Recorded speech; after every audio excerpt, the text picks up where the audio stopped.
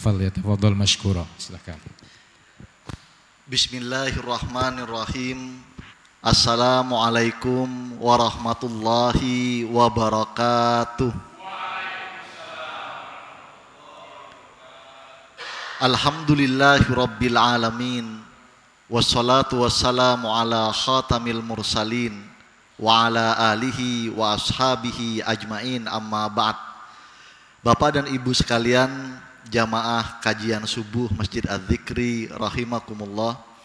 Alhamdulillah sampai hari ini, sampai saat ini Allah Subhanahu wa taala masih mengkaruniakan kepada kita nikmat yang sangat berharga dalam kehidupan kita dan sangat agung nilainya di hadapan Allah Subhanahu wa taala, yaitu nikmat istiqomah dalam ketaatan, nikmat istiqomah untuk selalu mendekat kepada Allah Subhanahu wa taala.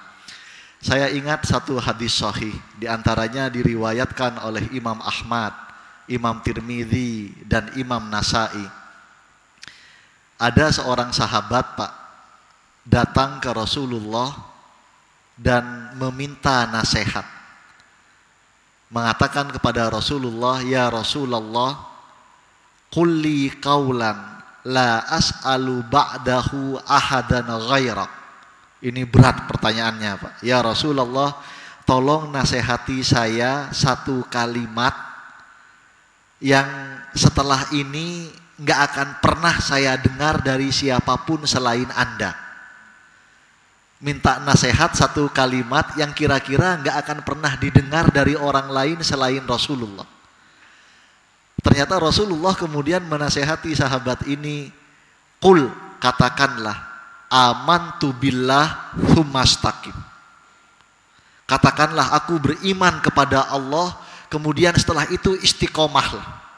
Nggak usah noleh kanan, nggak usah noleh kiri, nggak usah mempertimbangkan hal-hal lain. Nyatu ke Allah, fokus ke Allah, utuh untuk Allah. Qul amantu billah tsumastaqim. Kita mungkin amantu billahnya kita sudah, Pak. Kita semua sudah mengatakan saya beriman kepada Allah. Tinggal yang kita jaga potongan frase berikutnya, tsumastaqim. Kemudian istiqomahlah. Jadi nikmat istiqomah ini sangat berharga dalam hidup kita dan sangat besar nilainya di hadapan Allah. Makanya di surat Fussilat Allah Subhanahu wa taala menggambarkan, "A'udzubillahi minasyaitonirrajim. Innalladzina qalu rabbunallah." Sesungguhnya orang-orang yang mengatakan Rabb kami adalah Allah, tsumastaqamu. Kemudian mereka istiqomah dengan ucapan itu. Istiqomah dengan komitmen itu. Teguh dengan komitmen bahwa Rabb-nya adalah Allah. Apa janji Allah? Tatanazzalu alaihimul malaikah. Maka Allah akan memerintahkan para malaikat untuk selalu turun mengelilingi mereka. Untuk mengatakan alla takhafu wa la tahzanu. Ini, Pak, penyakit kita, Bu. Kita ini sering pengen istiqomah tapi banyak yang dikhawatirkan, banyak yang ditakutkan. Kalau istiqomah menutup aurat nanti begini, nanti begitu. Kalau istiqomah hanya mencari rezeki yang halal, yang diridhoi oleh Allah, nanti begini, nanti begitu. Benar nggak, Pak? Kita sering digoda oleh setan, takut istiqomah. Maka Allah memerintahkan para malaikat pada orang-orang yang mengatakan Rabbunallah tsumastaqamu untuk mengatakan alla takhafu wa la tahzanu. Jangan pernah kalian takut dan jangan pernah kalian sedih. Jangan pernah kalian cemas. Enggak cuman itu, kalau istiqomahnya bisa dijaga sampai akhir hayat, amin. Allah tambahkan wa absyiru bil jannati allati kuntum tu'adun. Dan bergembiralah kalian dengan surga yang telah Allah janjikan pada kalian. Mudah-mudahan istiqamah dalam ketaatan, istiqamah mendekat ke Allah ini terus Allah hadiahkan, Allah karuniakan dalam kehidupan kita dan keluarga sampai akhir hayat kita di dunia. Amin ya rabbal alamin. Bapak dan Ibu rahimakumullah, tema kita hari ini yang disampaikan oleh Ketua DKM karena urgensi tema ini, yaitu ragam gerakan sholat menurut hadis dan fikih. Apa pentingnya tema ini? Pentingnya tema ini, yang pertama, kita ini sering kebangetan, Pak. Kita ini kebangetan ke Allah. Kebangetan terhadap keislaman dan keimanan kita. Kenapa tema ini penting? Tema ini penting, hal yang pertama adalah karena kita ini dalam ketaatan, dalam syariat, kebanyakan kita ini nggak nambah-nambah. Kenapa kita membahas ragam gerakan sholat menurut hadis dan fikih? Bapak Ibu sholat dengan cara yang kayak sekarang ini. Bukan cuma sholat, hafalan Quran. Tadi disampaikan ananda kita 7 bulan hafal berapa juz? 32 juz. Oh bukan ya, 11 juz ya. Hafal 11 juz dalam 7 bulan. Kita oleh Allah dikasih hidup berapa kali 7 bulan, Pak? Bapak hafalannya yang hafal juz amma berapa orang, Pak? Yang hafal juz amma berapa orang, Pak? Yang hafal, saya nggak nanya yang hafal 30 juz, saya kasih diskon. Yang hafal juz 30. Bukan 30 juz, Pak. Juz 30 aja. Yang hafal juz 30 berapa orang, Pak? Ustadz, jangan nanya gitulah, Ustadz. Ini kalau kita ngaku entar ria gitu ya. Jadi antara nggak hafal sama ria itu bedanya tipis, Pak. Ini nggak ngakunya karena ria atau karena nggak hafal. Yang hafal dari Ad-Duha sampai An-Nas berapa orang? Pertanyaan pentingnya adalah Bapak Ibu hafal hafalan yang ada sekarang itu sejak umur berapa? Sejak umur berapa, Pak? Yang hafal dari Ad-Duha sampai An-Nas, hafal Ad-Duha sampai An-Nas sejak umur berapa, Pak?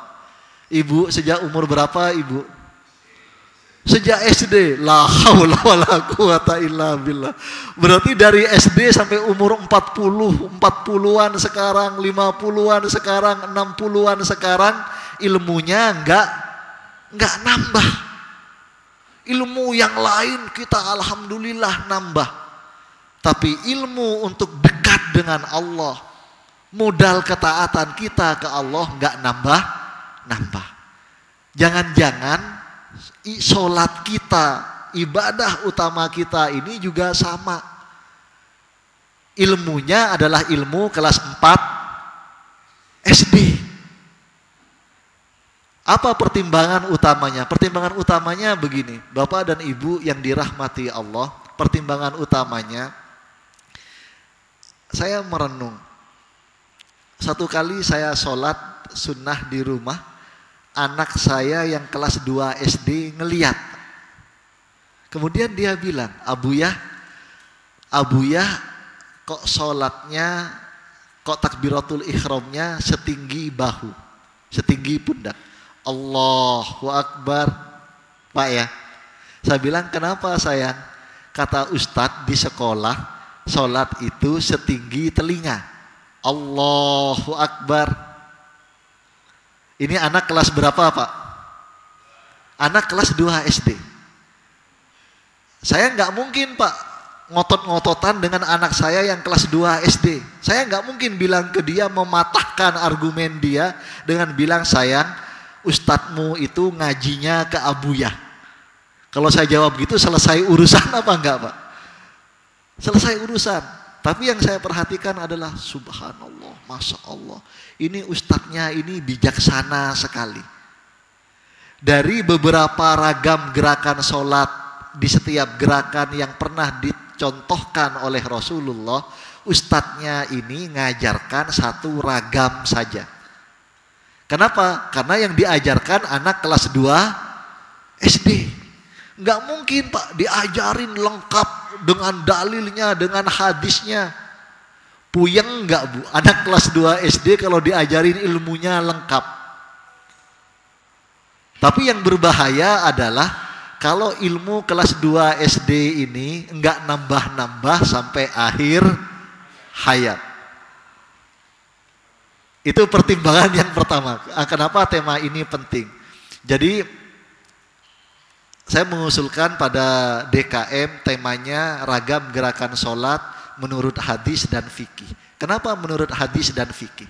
Bapak dan Ibu yang dirahmati Allah, kalau keilmuan syariat digambarkan secara sederhana agar mudah dicerna, ibarat rumah, itu gambarannya seperti ini Pak. Jadi Al-Quran dan tafsir itu kayak fondasinya. Kemudian hadis dan ulumul hadis itu kayak tembok dan tiang-tiangnya. Fikih itu kayak atapnya. Jadi kalau misalnya hanya mengkaji fikih 4 madhabnya saja, itu ibarat bangunan mungkin fondasinya kokoh. Atapnya mungkin genteng yang kelas 1, yang the best. Tapi nggak ada tembok, nggak ada tiang.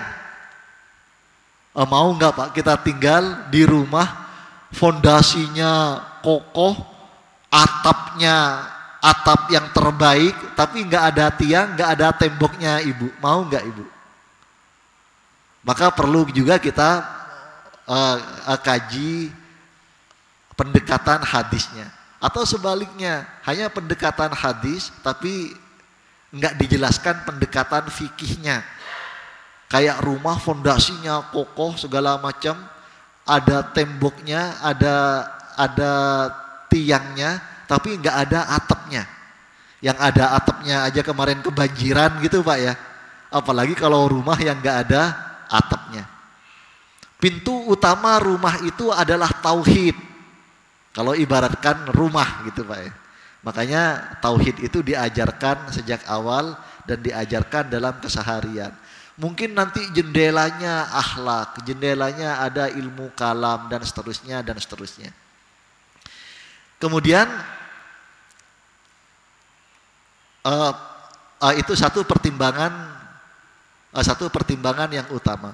Pertimbangan yang kedua, kenapa kita perlu mengkaji ragam gerakan sholat dengan pendekatan hadis dan fikih.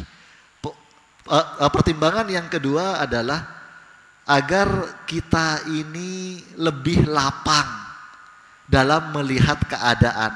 Contoh Pak, Bapak dan Ibu yang oleh Allah diberikan kemuliaan, diberikan kesempatan, kehormatan menjadi tamu Allah, baik umroh atau haji.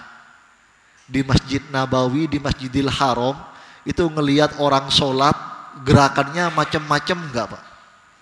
Gerakannya beda-beda enggak Pak? Macam-macam. Jangankan di Masjidil Haram, di Masjid Nabawi, di Jakarta kadang kita ngelihat teman-teman di kantor yang tinggal di perumahan yang berbeda-beda, yang mungkin ngajinya dengan ustadz yang berbeda-beda. Bukannya ustadznya ilmunya enggak lengkap, tapi mungkin ustadznya menyampaikan secara bertahap. Ini kalau disampaikan semua, contoh Pak Bu, Ibu, tema yang kita bahas hari ini, kalau saya ajarkan ke santri-santri saya di pesantren, itu paling cepat selesai dalam 1 semester. Tema ini Pak, ragam gerakan sholat menurut hadis dan fikih. Ini 1 semester. Oleh Pak Haji Zainal barusan disampaikan cuman sampai jam 6. Ini gimana menyampaikan tema 1 semester hanya dalam 1 jam. Maka kadang Ustadz itu menyampaikan inti-intinya saja. Yang kemudian yang kira-kira itu cukuplah untuk diamalkan menjadi pegangan. Karena kalau kita perhatikan ini di peta ini gambaran garis besar madhab yang menjadi mayoritas dominan di negara-negara muslim. Kalau di Afrika Utara, negara-negara seperti Sudan dan seterusnya, di Asia Tenggara, yang dominan, yang mayoritas itu madhab Syafi'i. Kalau yang di Sibhil Qarat, yang di anak benua, yang di South Asia, seperti dari mulai Afghanistan, Pakistan, India, dan seterusnya, termasuk yang pecahan-pecahan Rusia, Kazakhstan dan seterusnya, Itu yang dominan itu madhab Hanafi.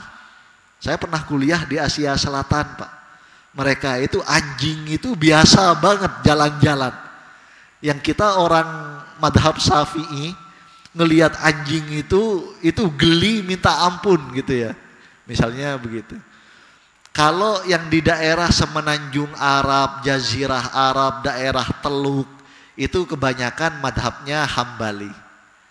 Kalau yang di Dual Maghribiyah, negara-negara Islam bagian barat, yang udah deket-deket Andalusia, deket-deket Spanyol, Portugal, seperti Aljazair misalnya, seperti Maroko dan seterusnya, itu madhabnya madhab Maliki. Jadi tujuan yang kedua itu agar kita itu lebih lapang melihat fenomena-fenomena yang ada. Dulu ketika kami kuliah di Kairo itu kalau pelajaran fikih itu disuruh daftar, Pak, suruh daftar. Yang fikih Syafi'i daftar, jadi belajarnya fikih Syafi'i. Yang fikih Hambali daftar, fikih Hanafi daftar, fikih Maliki daftar. Fikih Syafi'i itu kitabnya paling tebel, Pak. Karena Imam Syafi'i itu kuat di dalil, hadisnya banyak, kuat di ijtihad dan nalar.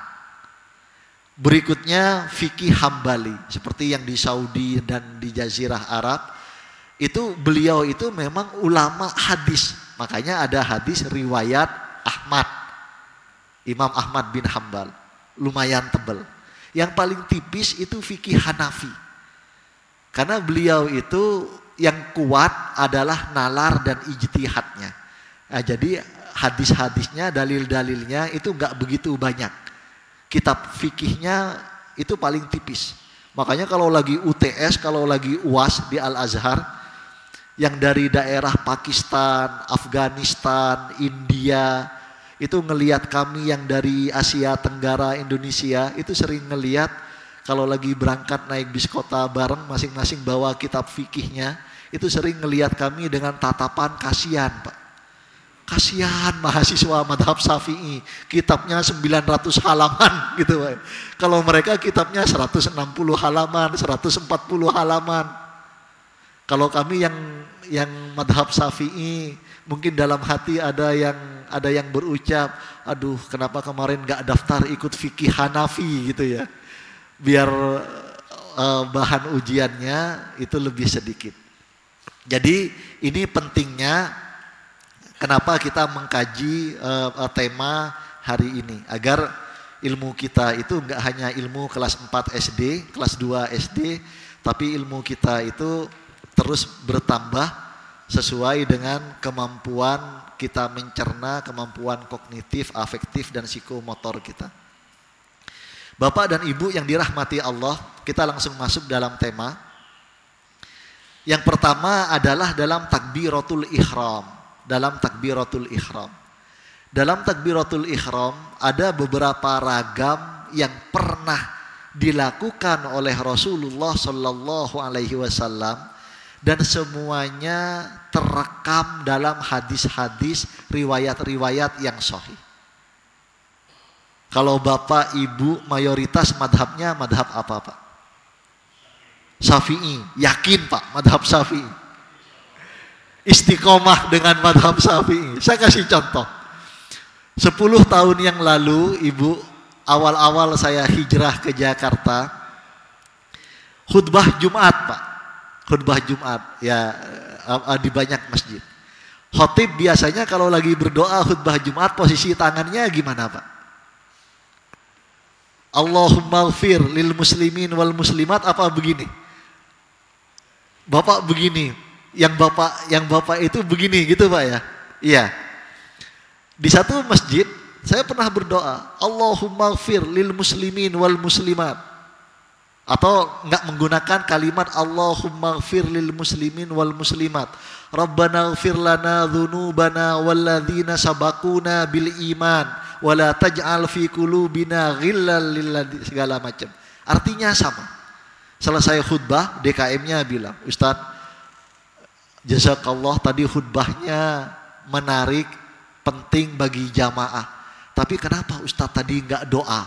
Saya bingung Pak, dibilang nggak doa. Hanya karena kalimat doa yang digunakan itu yang mungkin jarang didengar. Yang kedua karena tangannya nggak begini, karena tangannya begini. Yang lebih repot lagi, DKM-nya bilang kita ini madhab Syafi'i Ustadz. Loh, saya tambah bingung Pak, Ibu, saya tambah bingung. Madhab Syafi'i, Imam Syafi'i itu mengutip hadis sahih. Mengutip hadis sahih dari Umarah bin Ruwaibah, nama sahabatnya, diriwayatkan oleh Imam Muslim.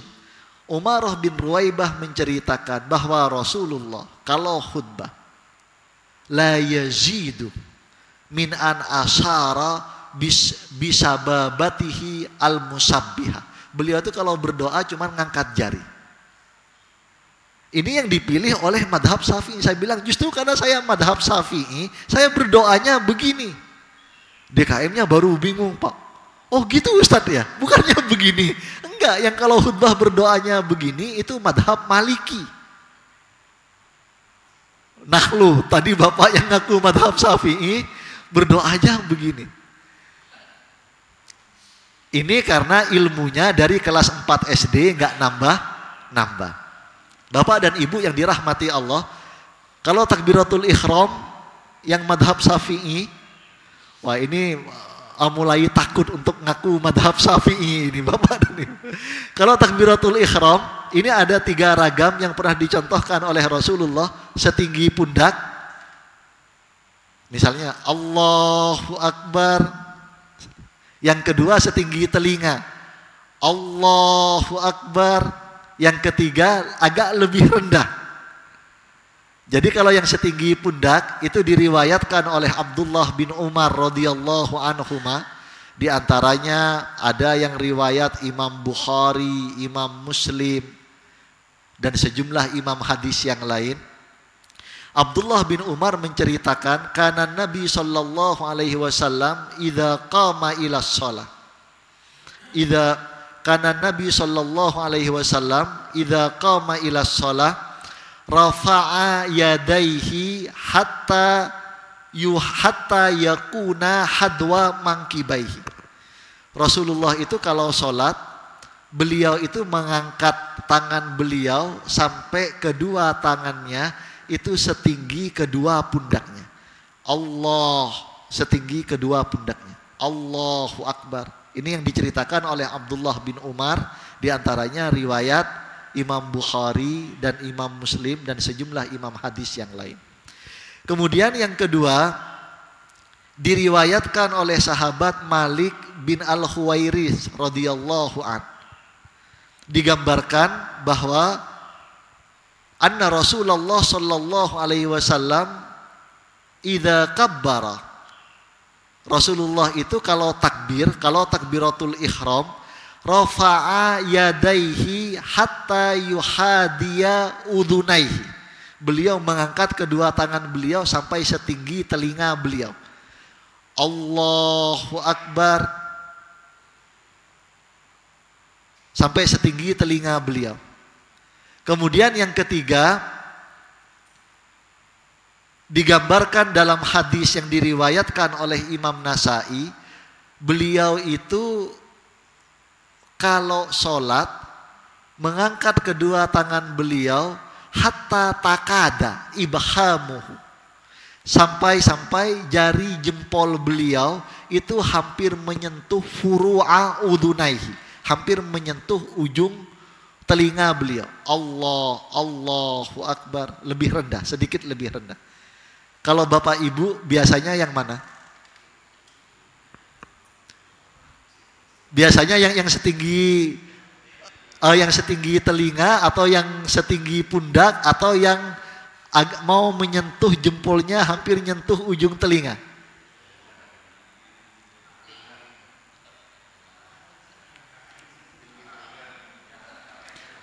Bapak dan Ibu yang dirahmati Allah, ini 3 contoh ini, 3 ragam ini semua pernah dilakukan oleh Rasulullah dan hadis-hadisnya sahih.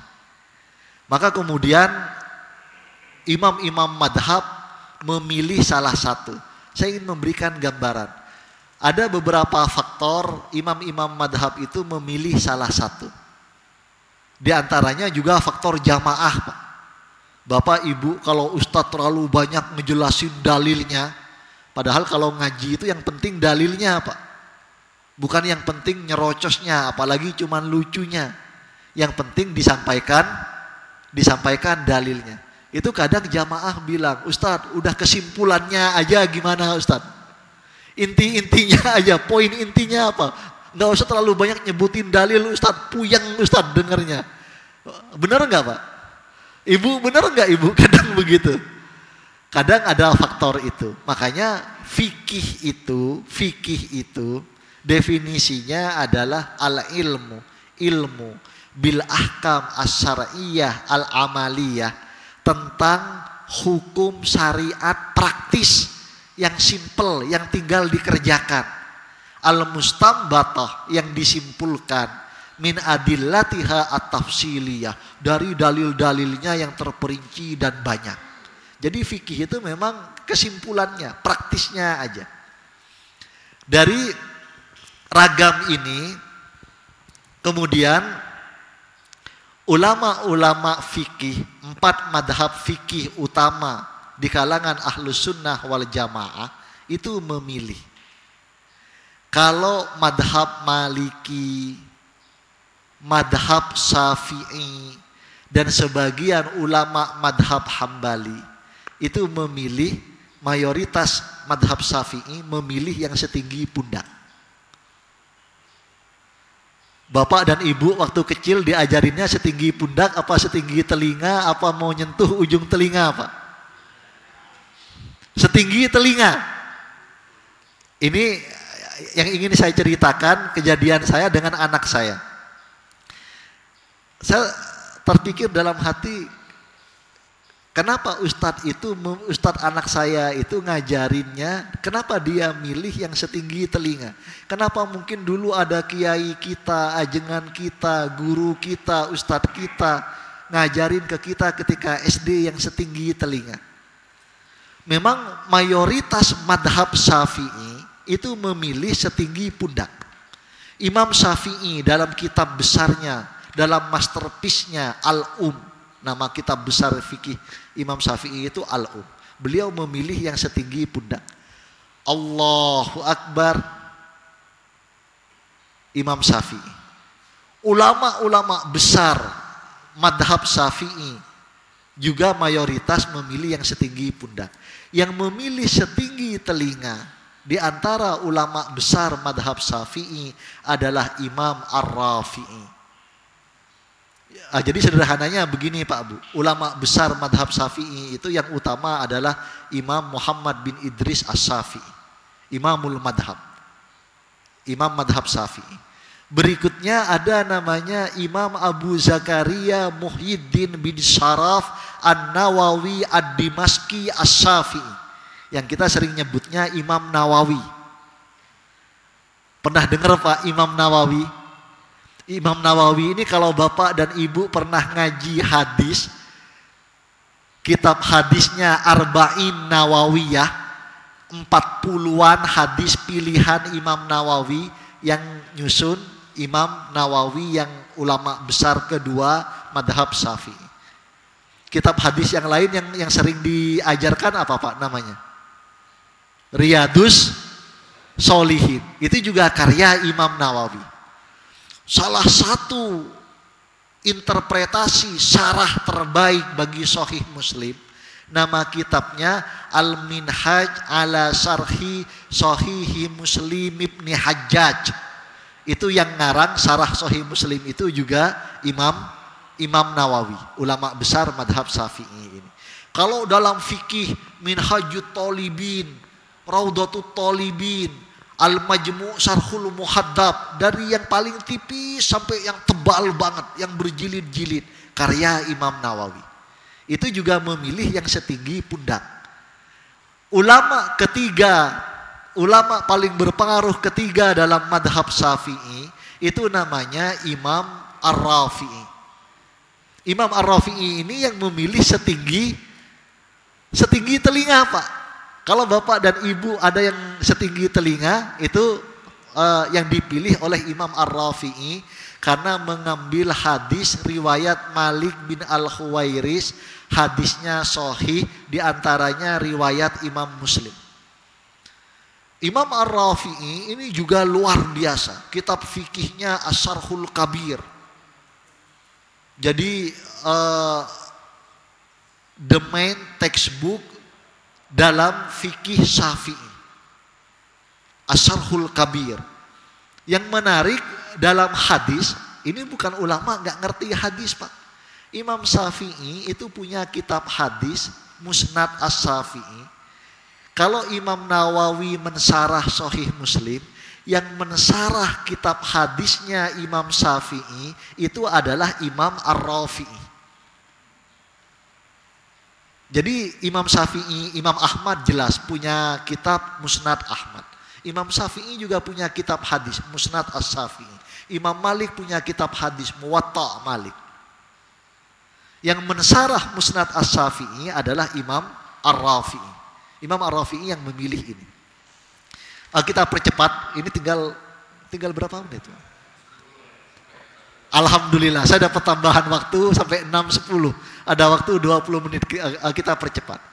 Berikutnya, takbiratul, antara takbir dengan gerakan tangan. Yang pernah dicontohkan oleh Rasulullah, mohon maaf, agar saya lebih adil dan fair, tadi yang gerakan takbiratul ihram itu kan ada 3, setinggi telinga, hadisnya sahih dari Abdullah bin Umar, diantaranya riwayat Imam Bukhari dan Imam Muslim. Itu yang dipilih oleh madhab Maliki, mayoritas madhab Syafi'i, dan sebagian ulama madhab Hambali, yang setinggi pundak. Yang kedua, yang setinggi telinga, itu yang dipilih oleh mayoritas madhab Hanafi dan Imam Ar-Rafi'i dari madhab Syafi'i.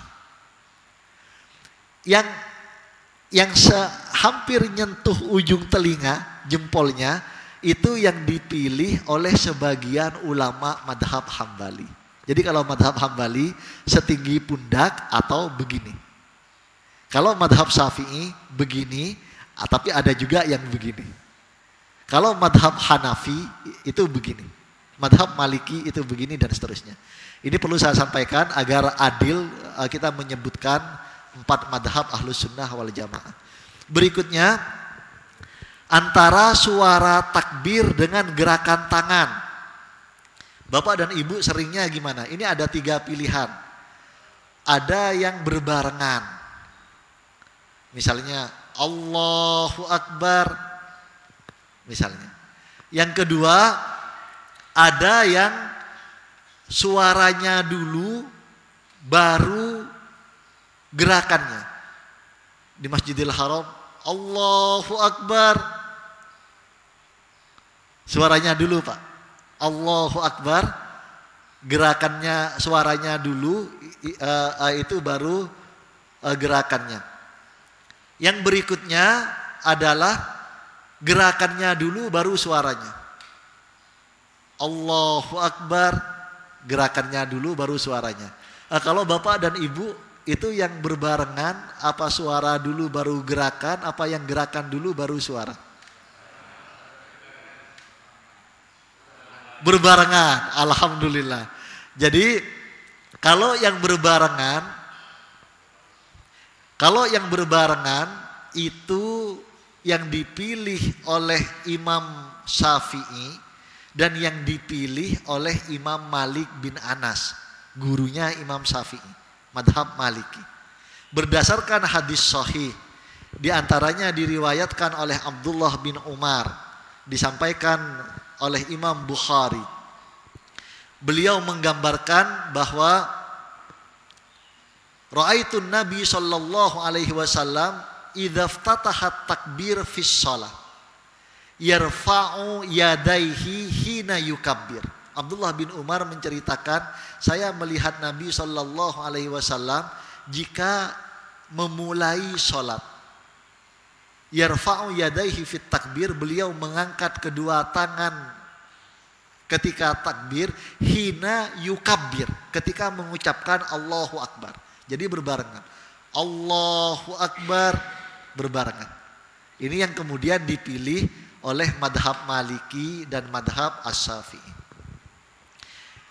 Ada juga misalnya yang dipilih oleh madhab Hanafi dan sebagian madhab Syafi'i. Hadis yang diriwayatkan oleh Wa'il bin Hujur, hadisnya sahih, diantaranya riwayat Imam Muslim dan Imam Abu Dawud dan Imam Nasai. Beliau menceritakan rafa'a yadaihi thumma kabbara. Beliau mengangkat tangan beliau terlebih dahulu, baru kemudian mengucapkan takbir. Allahu Akbar. Ini yang dipilih oleh madhab Hanafi dan sebagian ulama madhab As-Syafi'i. Berikutnya, bagaimana posisi sedekap tangan? Gimana posisi sedekap tangan? Di sini ada 3 contoh cara posisi bersedekap yang pernah dicontohkan oleh Rasulullah Sallallahu Alaihi Wasallam. Yang pertama, tangan kanan ala dhira'il yusra, wada'a kaffahul yumna ala dhira'il yusra. Ini hadisnya sahih, diantaranya riwayat Imam Bukhari dan Imam Malik. Para sahabat menggambarkan Rasulullah itu kalau bersedekap meletakkan tangan kanan beliau di atas lengan kiri beliau. Posisinya begini. Bapak Ibu, ada enggak yang ketika bersedekap posisinya tangan kanannya di atas lengan kirinya? Misalnya. Kemudian yang kedua, hadis sahih riwayat Imam Ahmad, disampaikan oleh sahabat namanya Khulab At-Ta'i. Disampaikan bahwa Rasulullah itu kalau bersedekap meletakkan wada'a kaffahul yumna ala rusghil yusra. Ini rusghi, Pak. Rusghi itu pergelangan tangan. Ada enggak di antara bapak dan ibu yang posisi bersedekapnya telapak tangan kanannya di atas lengan tangan kirinya? Ada enggak ibu? Posisinya begini. Gimana Pak? Sekali-sekali Pak ya, sekali-sekali. Iya. Yang ketiga, ragam yang ketiga disampaikan oleh sahabat Yazid bin Qanafah. Hadisnya juga sahih, riwayat Imam Ahmad. Digambarkan oleh Yazid bin Qanafah, Rasulullah itu wada'a kaffahul yumna, meletakkan telapak tangan kanan beliau ala dhahri kaffihil yusra. Telapak tangan kanannya diletakkan di atas punggung tangan kirinya. Bapak Ibu, ada enggak yang ngelihat orang sholat itu misalnya Allahu Akbar atau begini misalnya, telapak tangan kanannya di atas telapak tangan kirinya. Jadi kalau bapak dan ibu yang ngaku madhab Syafi'i, biasanya yang gimana? Yang di atas lengan. Ada juga yang di atas yang di atas pergelangan tangan Pak ya, ini rusghi. Ada enggak yang di atas punggung tangan kiri? Ada juga Pak ya. Alhamdulillah. Imam Syafi'i memilih 3-tiganya. Iya, Imam Syafi'i itu memilih 3-tiganya. Beliau juga memilih di atas lengan, memilih di atas pergelangan tangan, dan memilih di atas punggung telapak tangan kirinya. Iya Pak. Kalau soal di mana posisinya, memang hadis sahih riwayat Imam Abu Dawud dan Imam Nasai, bahasa hadisnya itu adalah wa wada'ahuma fi sadrihi, dan Rasulullah meletakkan tangan beliau itu ketika bersedekap di dada beliau. Karena kalimatnya umum di dada beliau, maka kemudian ulama-ulama madhab, para imam madhab bersepakat boleh fi awwalis sadr, di dada bagian bawah, boleh fi wasatis sodr di dada bagian tengah, boleh fi a'las sodr di dada bagian atas. Karena kalimat hadisnya umum. Dan meletakkan kedua tangan beliau itu di atas dada beliau. Ini yang disampaikan dalam kitab-kitab hadis dan kemudian dipilih oleh para ulama-ulama madhab. Kalau madhab Hambali itu memilih yang di atas punggung. Jadi kalau madhab Syafi'i boleh tiga-tiganya. Di atas lengan boleh, di atas pergelangan boleh, di atas punggung boleh. Tapi kalau yang memilih di atas punggung saja itu madhab Hambali. Kalau madhab Maliki ini menarik Pak. Madhab Maliki itu memilih dua. Kalau bersedekap di atas punggung. Menggunakan hadis dari Yazid bin Qanafah tadi. Hadis sahih riwayat Imam Ahmad bin Hanbal sendiri. Tapi madhab Maliki setelah takbiratul ihram itu lebih menggunakan hadis sahih yang diriwayatkan oleh Ibnu Zubair. Pak, Bu, Bapak dan Ibu yang pernah memperhatikan, ini enggak berarti kita enggak khusyuk ya. Kadang kita duduk di Masjidil Haram, kadang kita duduk di Masjid Nabawi. Ada jamaah yang mungkin hidungnya mancung, kulitnya putih bersih, dari Maroko, dari Tunisia, dari Aljazair, dari Algeria, ketika takbir Allahu Akbar nggak bersedekap. Ada nggak Pak Bu yang pernah ngelihat itu nggak bersedekap? Kalau di Masjidil Haram, di Masjid Nabawi, kita akan ngelihat madhab itu begini ya, dari berbagai negara-negara Muslim. Madhab Maliki memilih hadis sahih yang disampaikan oleh sahabat Ibnu Zubair radhiyallahu anhu. Allahu Akbar. Karena Ibnu Zubair menceritakan, saya pernah melihat Rasulullah itu. Ibnu Zubair itu ponakannya Aisyah radhiyallahu anhum ajmain. Anaknya dari Zubair bin Al-Awwam. Dekat sekali dengan Rasulullah. Pernah melihat Rasulullah itu di akhir hayatnya, di agak-agak akhir-akhir menjelang beliau diwafatkan oleh Allah, sholat Allahu Akbar, tangannya nggak bersedekap Pak. Ini yang dipilih oleh madhab Maliki. Jadi kalau Bapak dan Ibu umroh atau haji melihat itu di hotel, nggak usah pulang ke hotel saling ngobrol. Pak, tadi tahu nggak? Mama ngelihat ada orang sholat, tangannya nggak bersedekap, gitu Bu ya.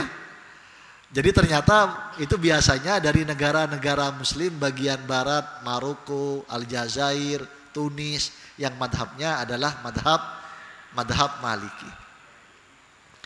Kemudian berikutnya tentang ruku. Bapak dan Ibu yang dirahmati Allah, dalam hadis sahih diantaranya diriwayatkan oleh Imam Ibnu Majah dan Imam Tobroni, yang paling penting dalam ruku itu para sahabat menggambarkan harus punggung diusahakan selurus dan serata mungkin. Sampai-sampai sahabat itu menggambarkan begini Pak, Rasulullah itu kalau ruku itu punggung beliau lurus, enggak terlalu, kepalanya juga enggak nunduk dan enggak mendongak, kelihatannya lurus. Sampai-sampai digambarkan hatta law subba alaihil ma lastaqarra. Sampai kalau misalnya Rasulullah ruku kemudian ditaruh mangkok yang isi air, maka air itu stabil Pak. Jangankan tumpah, miring aja enggak. Maka usul saya begini Pak Bu. Usul saya, ruku ini repot karena kita ini nggak bisa mengontrol ruku kita sendiri. Bapak Ibu ketika ruku, kita bisa nggak Pak ngelihat ruku kita sendiri? Kita itu nggak bisa ngelihat. Kalau yang takbiratul ihram, yang bersedekap misalnya, itu kita bisa mengontrol sepenuhnya. Tapi kalau ruku enggak. Usul saya gimana? Usul saya ada dua. Yang pertama, paling baik untuk menjaga dan mengusahakan kesempurnaan sholat kita, ruku ini kita kontrol bersama keluarga. Kalau gerakan sholat yang lain bisa kita kontrol sendiri. Tapi kalau ruku itu paling baik dikontrol bersama keluarga. Ketika lagi sholat sunnah, sholat duha, sholat tahajud bersama istri di kamar gitu Pak ya. Maka kemudian Bapak bisa bilang, Ma, Umi, Bu, tolong dong liatin ruku ayah, ruku abi, ruku papa udah lurus apa belum. Karena kita nggak bisa ngelihat Pak, istri kita yang ngelihat. Ini yang belum menikah, kalau ada yang masih jomblo, nanti bisa malam pertama karena menikahnya nggak pakai pacaran. Saya itu menikah Pak, cuman ngobrol sama calon istri dikasih waktu 30 menit. Ngobrolnya di masjid. Ngobrolnya di masjid. Bulan depannya saya lamar Pak. Bulan depannya saya lamar. Jadi kalau yang begini-begini enak malam pertama gitu ya. Habis capek sholat isya berjamaah misalnya. Habis resepsi segala macam, sholat isya berjamaah. Kemudian kita saling, ayo kita perbaiki sholat kita. Tolong dong liatin gitu ya. Karena nggak pernah nyentuh Pak sebelumnya. Tolong dong liatin. Kemudian istri bilang, Kak, karena masih pengantin baru manggilnya kakak gitu Pak ya. Kak, itu masih kurang lurus. Oh, untuk lurusnya gimana? Tolong dong dipegangin. Jadi istri megang kita gitu Pak ya. Sentuhan pertama dalam latihan gerakan sholat. Setelah itu gantian, istri yang mempraktekkan sholatnya. Dek, ini kurang lurus, harusnya ini kepalanya agak diangkat, kita bisa megang dagunya misalnya. Romantis dalam ibadah Pak. Romantis dalam ibadah misalnya. Yang kedua usul saya, ruku ini Pak harus diupdate. Kalau kita udah rasanya ruku saya yang lurus dalam perasaan yang seperti ini, kita nggak bisa ngelihat sendiri. Tapi seiring bertambahnya usia misalnya, seiring bertambahnya ukuran celana, ini mohon maaf Pak ya. Ketika pengantin baru ukuran celana baru 30, rasanya dengan posisi begini ruku udah lurus. Kalau ukuran celananya udah 38, itu harus diupdate Pak, posisi rukunya. Rasa nyaman yang kemarin jangan-jangan udah berbeda lurusnya ketika bertambahnya ukuran celana misalnya. Usul saya itu. Tinggal 5 menit. Kemudian berikutnya posisi i'tidal. Posisi i'tidal. Posisi i'tidal berdasarkan hadis-hadis yang pernah disampaikan tentang i'tidal Rasulullah, itu secara garis besar ada 2 ragam. Pertama, irsal. Irsal itu kedua tangan itu dilepas. Misalnya sami Allahu liman hamidah, kedua tangannya dilepas. Ada nggak Pak yang begitu? Kedua tangannya dilepas. Kalau yang lain biasanya gimana Pak? Ketika i'tidal bersedekap lagi. Bersedekap lagi. Karena dalam satu riwayat digambarkan bahwa tsumma auhama. Para sahabat itu menggambarkan Rasulullah itu ketika i'tidal memposisikan tangan beliau sama seperti sebelum ruku. Kalau memposisikan sama dengan sebelum ruku, kalau sebelum rukunya bersedekap berarti i'tidalnya bersedekap. Yang memilih irsal itu diantaranya adalah madhab Syafi'i. Yang memilih bersedekap diantaranya adalah madhab Hanafi, diantaranya adalah madhab Hambali dan seterusnya. Kemudian berikutnya adalah posisi ketika sujud. Bapak dan Ibu yang dirahmati Allah, dalam posisi sujud yang pertama adalah kalau kita sujud tangan dulu atau lutut dulu Pak yang jatuh, yang menyentuh lantai? Lutut dulu, tangan dulu, dan seterusnya. Iya. Bapak dan Ibu yang dirahmati Allah,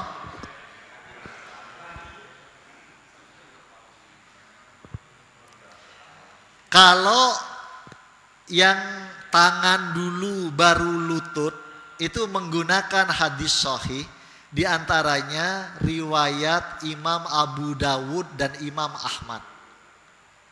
Riwayat Imam Abu Dawud dan Imam Ahmad. Ini yang dipilih oleh madhab Maliki dan sebagian ulama madhab Hambali. Terutama ulama madhab Hambali yang kontemporer.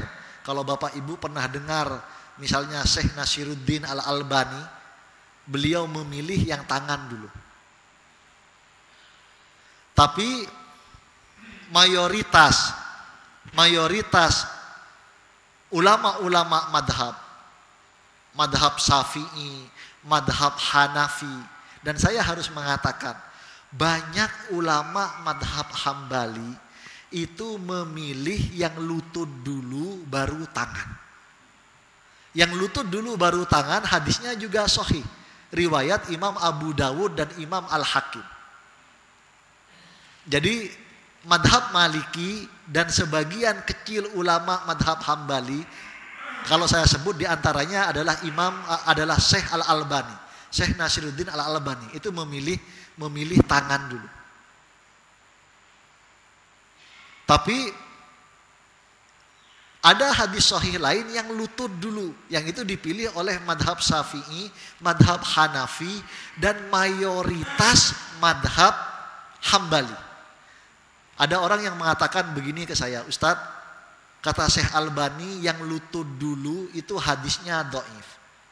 Maka saya mengatakan ulama-ulama hadis yang lain juga ada yang mengatakan yang tangan dulu hadisnya lebih lemah daripada yang lutut dulu.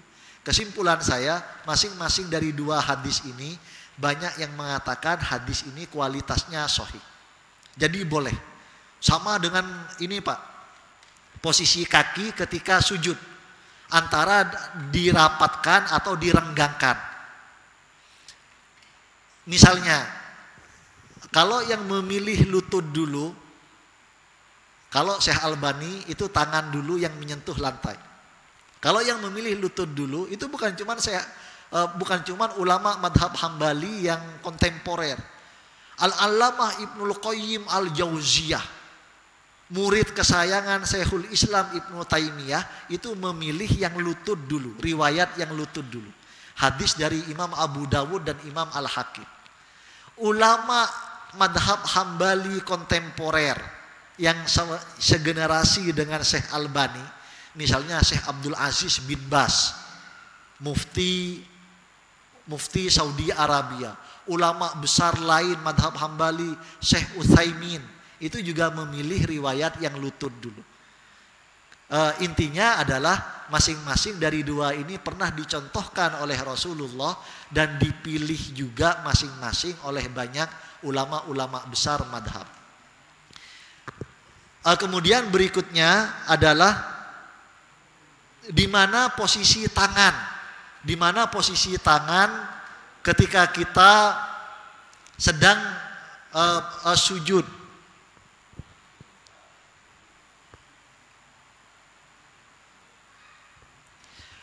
Posisi tangan ketika kita sedang sujud,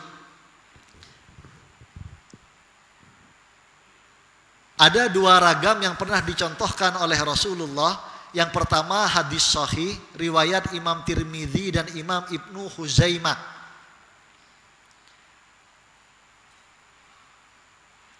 Bahwa Rasulullah itu juga ketika sujud memposisikan tangan beliau itu lurus dengan pundak beliau. Jadi posisi tangannya agak ke bawah. Tapi yang ragam kedua ada hadis sahih, diantaranya riwayat Imam Muslim dan Imam Abu Dawud. Para sahabat menggambarkan Rasulullah itu ketika sujud wa wada'a wajhahu baina kaffaihi. Beliau meletakkan wajah beliau di antara kedua telapak tangan beliau. Berarti posisi kedua telapak tangannya itu di samping telinganya. Ini yang kemudian yang mayoritas ulama madhab Syafi'i itu memilih yang kedua tangannya di samping telinganya. Begitu juga yang madhab Hanafi. Tapi ada sebagian ulama madhab Syafi'i dan madhab Hambali. Jadi kalau madhab Hambali dan sebagian ulama madhab Syafi'i itu memperbolehkan memilih yang setinggi pundak itu. Waduh. Kenapa Pak? Iya, karena tanggung Pak ya. Alhamdulillah saya dapat tambahan waktu lagi karena tanggung.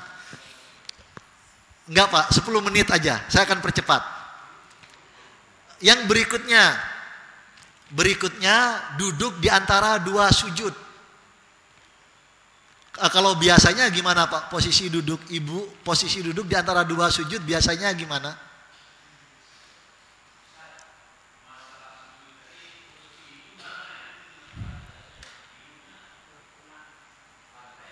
Iya, pertanyaan Bapak menarik. Berdasarkan hadis sahih, Abdullah bin Abbas menceritakan, umirna an nasjuda ala sab'ati a'zum. Kami ini diperintahkan, para sahabat itu diajarkan oleh Rasulullah kalau sujud itu harus ada 7 organ tubuh yang menyentuh lantai. Al-jabhah wa asyarah ilal anf. Jadi yang pertama itu adalah dahi sambil Rasulullah menunjuk hidung. Berarti dahi sama hidung itu satu paket. Ini yang dipilih oleh mayoritas madhab kecuali madhab Hanafi. Madhab Hanafi cuma menganggap harus dahi aja, hidung ini enggak.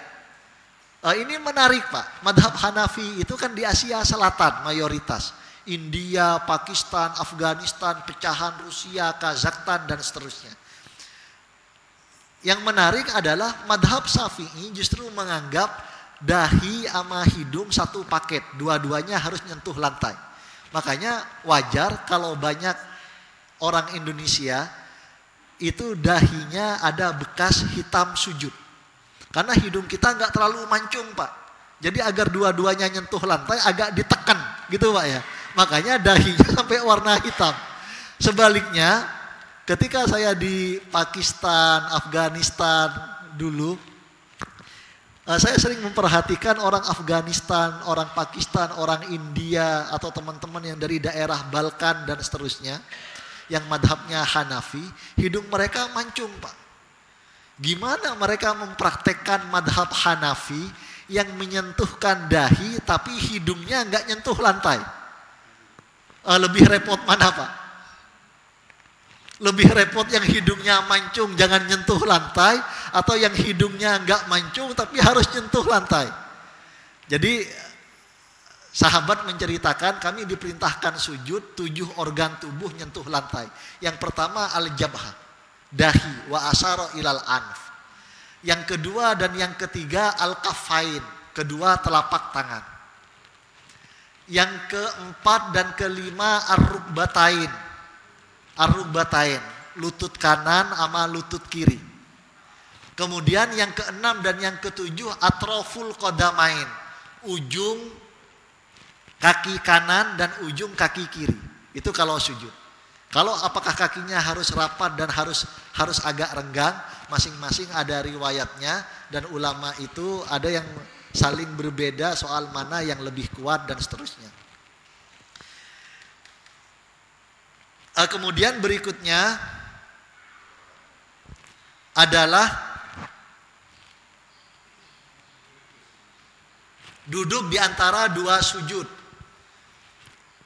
Ada 2 ragam yang pernah dicontohkan oleh Rasulullah. Yang pertama, yang paling populer dalam hadis sahih, di antaranya riwayat Imam Muslim dan Imam Abu Dawud.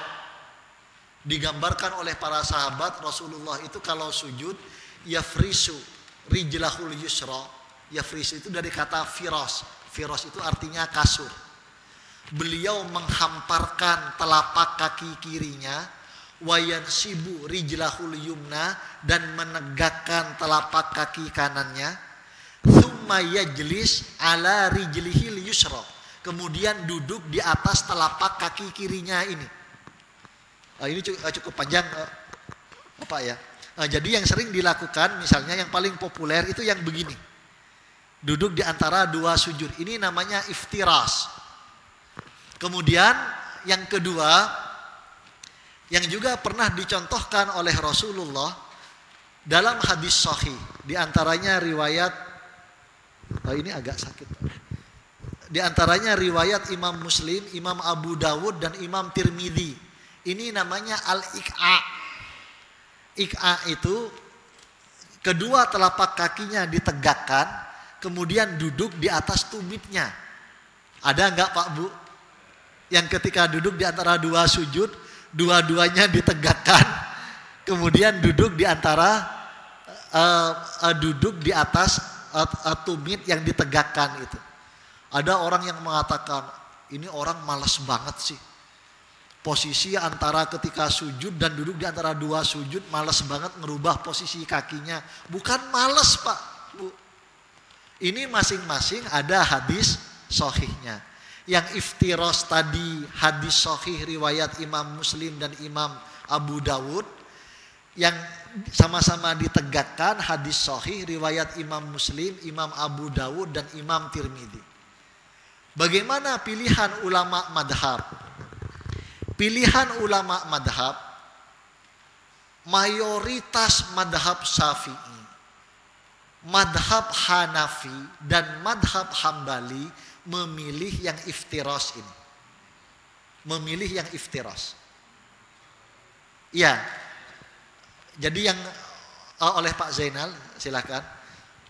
Mayoritas ulama madhab Syafi'i, madhab Hanafi, madhab Hambali itu memilih yang iftiras. Iftirasnya udah benar apa belum? Iya, memilih yang iftiras.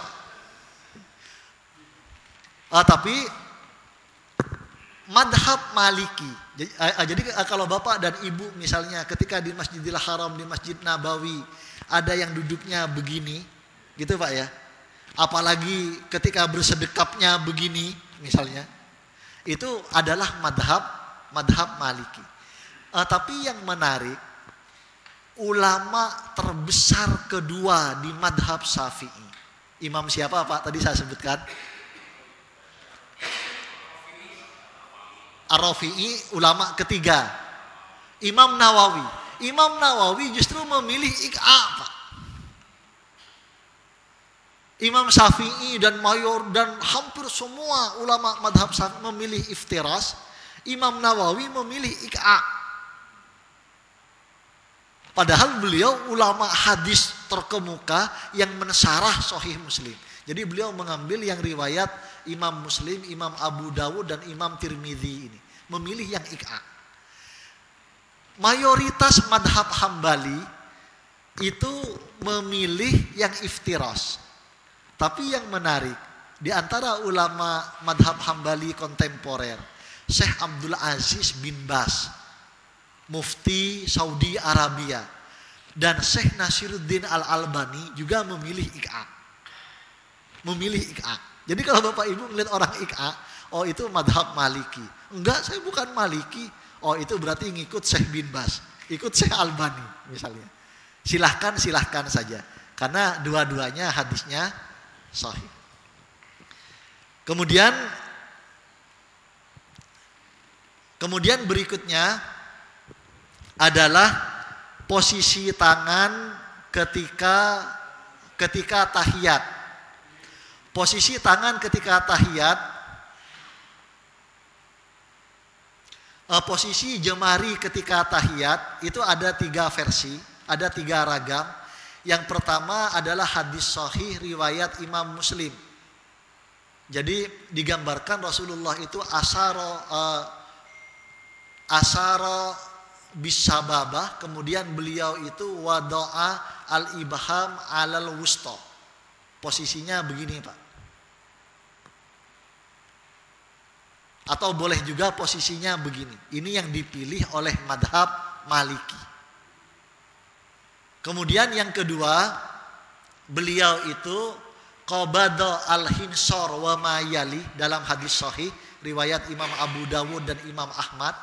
Ini posisi yang kedua, beliau itu menggenggam al-hinsar, jari manis beliau, wa mayali, dan jari berikutnya berarti kelingking.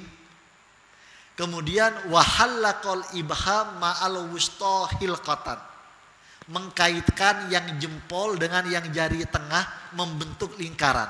Ada enggak Pak Bu? Pernah ngelihat orang posisi tahiyatnya begini Pak? Posisi tahiyatnya begini. Ini yang dipilih oleh madhab Hambali. Bentuk yang ketiga ada hadis sahih. Di antaranya riwayat Imam Muslim, Rasulullah digambarkan beliau itu asyara bis sababah. Beliau itu menunjuk dengan jari telunjuknya, wa qabadul baqiyah, dan beliau menggenggam semua jari yang lain. Posisinya begini Pak, yang lain semua digenggam, hanya jari telunjuknya yang menunjuk. Ini yang dipilih oleh madhab Syafi'i. Jadi kalau madhab Syafi'i memilihnya begini, madhab Hambali memilihnya begini, madhab Maliki memilihnya begini atau begini. Bapak dan Ibu yang dirahmati Allah,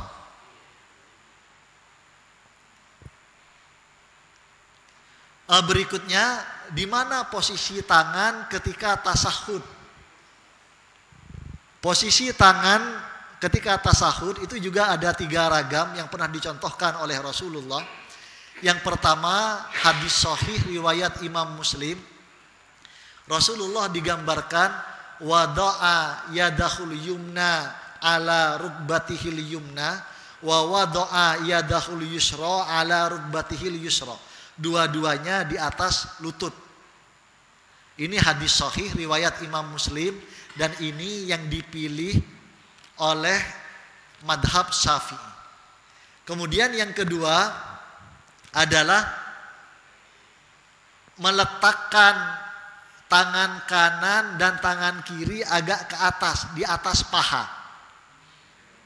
Wa wada'a yadahul yumna ala fahdihil yumna wa yadahul yusra ala fahdihil yusra. Ini hadis sahih, diantaranya riwayat Imam Muslim dan Imam Abu Dawud.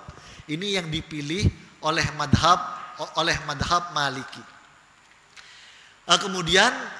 Kemudian berikutnya, ini kombinasi.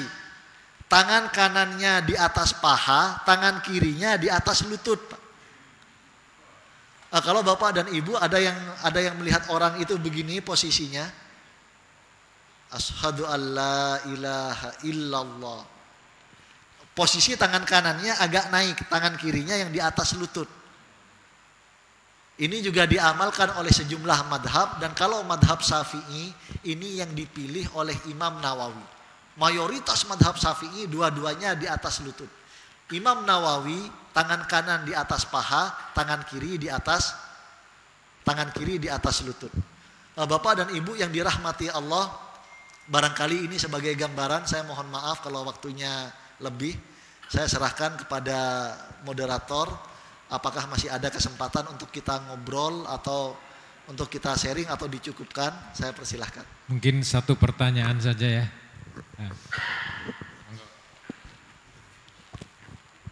Assalamualaikum warahmatullahi wabarakatuh. Waalaikumsalam. Pak Ustadz, biar ini lebih jelas saja Pak Ustadz mengenai sujud. Karena kalau di sifat sholat Nabi, sujud itu tangan tidak boleh menyentuh lantai karena menyerupai anjing. Sedangkan saya pernah lihat beberapa juga banyak yang menyentuh lantai. Mungkin bisa dijelaskan Ustaz. Mungkin apakah ada seperti tadi perbedaan dari mazhab-mazhab atau gimana Ustaz? Iya. Terus sama telunjuk yang digoyangkan dan sama yang tidak. Karena masih ada. Oh, yang kedua gimana Pak? Ketika tasyahud itu telunjuk yang digoyangkan dan yang tidak, mungkin bisa dijelaskan lebih lanjut lagi. Iya. Assalamualaikum warahmatullahi wabarakatuh. Iya. Langsung. Ya, Bapak dan Ibu yang dirahmati Allah, memang hadis yang paling kuat, tangan itu nggak boleh nyentuh lantai.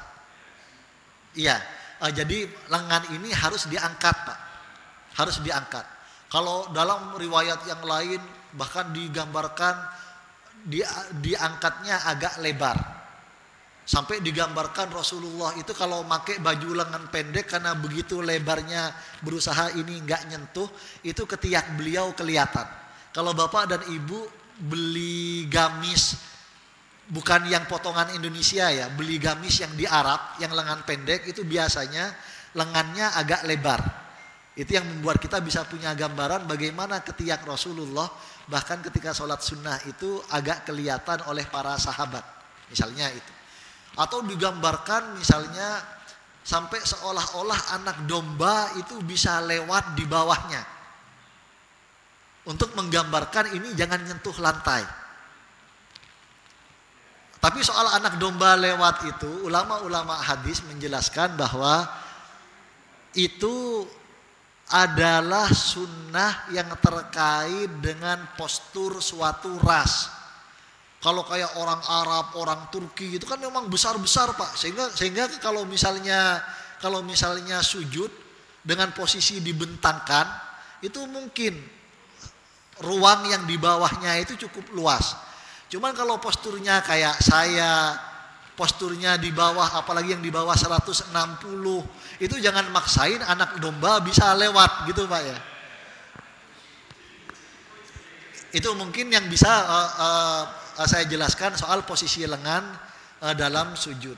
Kemudian yang kedua, bagaimana posisi jari ketika kita melakukan tahiyat. Ada dua hadis sahih.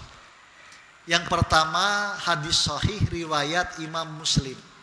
Para sahabat menggambarkan wa asyara bis sababah. Rasulullah itu nunjuk dengan telunjuknya. Cukup, nggak ada tambahan apapun. Ini yang dipilih oleh madhab Syafi'i. Tapi ada hadis sahih lain yang diriwayatkan oleh Imam Abu Dawud dan Imam Ahmad. Ada tambahannya, summa yuharrikuha ka'annahu yad'u biha. Kemudian Rasulullah menggerakkan dengan pelan jari telunjuk beliau seolah-olah berdoa. Dalam hadis yang agak lemah digambarkan bahwa gerakan jari telunjuk ketika kita tahiyat itu asaddu ala syaiton min darbatis syaitan. Itu sangat menyiksa bagi setan bahkan dibanding tebasan pedang. Ya tapi yang dicontohkan di hadis, yang digambarkan di hadis, gerakannya itu pelan, Pak. Jangan karena ada riwayat yang menggambarkan sangat menyiksa bagi setan dibanding tebasan pedang, digerakinnya kemudian diantep-antepin gitu ya. Rasain lu, sekarang rasain lu. Enggak.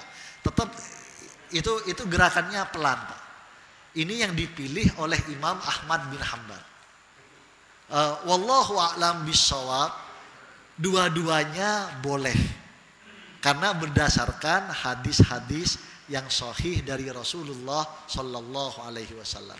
Bapak dan Ibu yang dirahmati Allah, sudah 6:30. Mudah-mudahan yang sedikit ini bermanfaat bagi kita semua. Ilmu sholat kita yang dari kelas 4 SD yang udah biasa kita lakukan, mudah-mudahan semakin mantap. Karena hari ini kita dengar dalilnya.